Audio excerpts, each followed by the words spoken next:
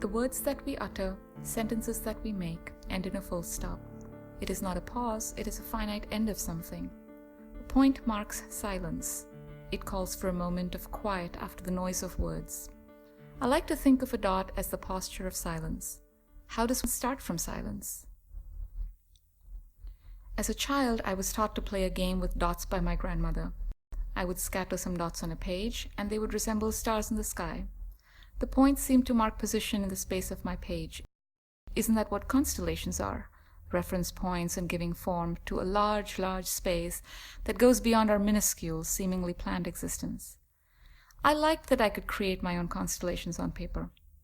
Then I would connect the points to one another without lifting my pencil, and they would be transformed into a crystalline rock formation.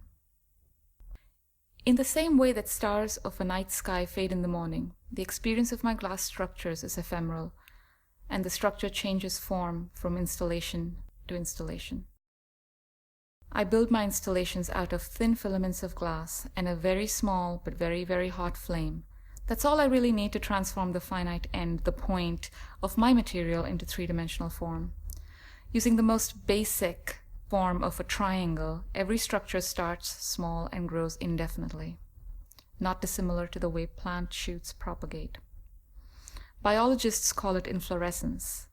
It is how a cluster of flowers grow from a common stem. It is how they grow symmetrically or asymmetrically in a particular formation. I am particularly attracted to the process of indeterminate inflorescence because of its potential for never-ending growth, constrained only by space or time or support or resource.